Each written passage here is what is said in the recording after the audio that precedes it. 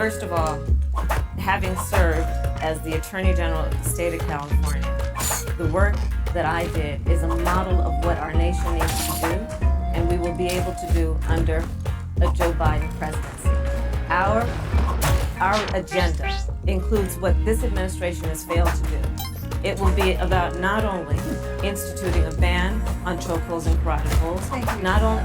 Thank you, Senator. I would like to go through... These are points that you made earlier in the hour, and I want to talk about the election itself before we have to... But I want to talk about... Is this the one who was supposedly working for Biden's campaign for a bit? Which includes, I was the first statewide officer to institute a requirement that my agents would wear body cameras and keep them on full time. We were the first to initiate a requirement that there would be a training for law enforcement on implicit bias because, yes, Joe Biden and I recognize that implicit bias does exist, Mr. Vice President, contrary to what you may believe. Oh, Susan didn't? That's the second debate? Okay, gotcha. Of instituting reforms that were about investing in reentry. This is the work that we have done and the work we will do going forward. And again, I will not be lectured by the Vice President on our record of what we have done in terms of law enforcement and keeping our communities safe and a commitment to reforming the criminal justice system of America. Thank you, Senator Harris. I'd like to pose I'd like you to respond first to the question on our final topic, the election itself. President Trump has several times refused to commit himself to a peaceful transfer of power after the election. If your ticket wins and President Trump refuses to accept a peaceful transfer of power, what steps would you and Vice President Biden then take? What would happen next? You have 2 minutes.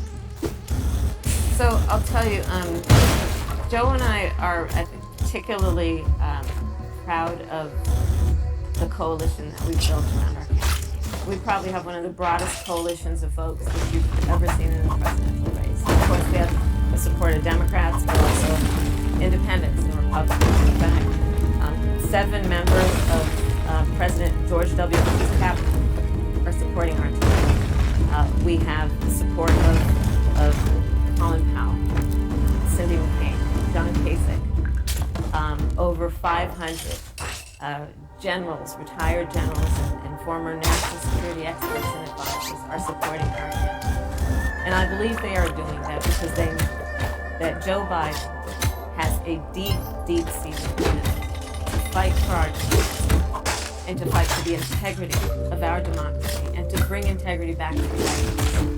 And so we believe in the American people. We believe in our democracy. And here's what I'd like to say to everybody. Vote. Please vote. Vote early. Come up with a plan to vote. Go to iwillvote.com. You can also go to joebiden.com. We have it within our power in these next 27 days to make the decision about what will be the course of our country for the next 4 years. And it is within our power, and if we use our vote and we use our voice, we will win. And we will not let anyone subvert our democracy with what Donald Trump has been doing, as he did on the debate stage last week, when again in front of 70 million people, he openly attempted to suppress the vote. Joe Biden, on the other hand, on that same debate stage, because clearly Donald Trump wasn't able to run on the record because it's a failed record, Joe Biden on that stage said, hey, just please vote. So I'll repeat what Joe said. Please vote.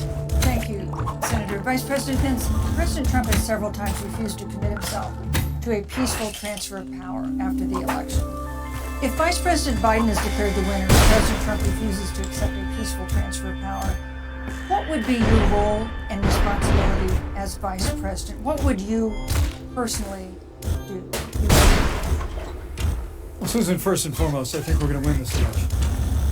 Because while Joe Biden and Kamala Harris rattle off a long litany of the establishment in Washington, D.C., an establishment that would like to be part of the course of President Donald Trump has launched a movement of everyday Americans from every walk of life. And I have every confidence in this. Those same Americans that delivered that historic victory in 2016, they see this president's record where we rebuild our military, we revived our economy through tax cuts, rolling back regulation, fighting for fair trade, unleashing America. We appointed conservatives to our federal courts at every level. And we stood with the men and women of law. I think that movement of America Americans is only going to remain this for a year. And when you talk about accepting the outcome of the election, I must say that your party has spent the last 3.5 years trying to return the results of the last election. What? It's amazing. When Joe Biden was vice president of the United States, the FBI actually spied on President Trump in last week. I mean, there were documents released this week that the CIA actually made a referral to the FBI documenting that those allegations were coming from Hillary Clinton. Because we've all seen the avalanche that we put the country through for Sorry about that. 3 years until it was found that there was no obstruction, no collusion, case closed. And then Senator Harris, you and your colleagues in the Congress tried to impeach the President of the United States over a phone call. And now Hillary Clinton has actually said that Joe Biden, in her words, under no circumstances should he concede the election. So let me just say, I think we're going to win this. President Trump and I are fighting every day in court cases to prevent Joe Biden and Kamala Harris from changing the rules and creating this universal mail-in voting that will create a massive opportunity for voter fraud. We have a free and fair election. We know we're going to have confidence in it, and I believe in all my heart that President Donald Trump's going to be reelected for 4 more years. You know, I've written all the questions. The final question of the debate. I'd like to read a question that someone else wrote. The Utah Debate Commission has students in the state to write essays about what they would like to ask you. And I want to close tonight's debate with a question posed by Brecklin Brown. She's an 8th grader at Springville Junior High in Springville, Utah. And here's what she wrote, quote, "When I watch the news, all I see is arguing between Democrats and Republicans. When I watch the news, all I see is citizen fighting against citizen. When I watch the news, all I see are two candidates from opposing parties trying to tear each other down. If our leaders can't get along, how are the citizens supposed to get along?" And then she added, "Your examples could make all the difference to bring us together," end quote.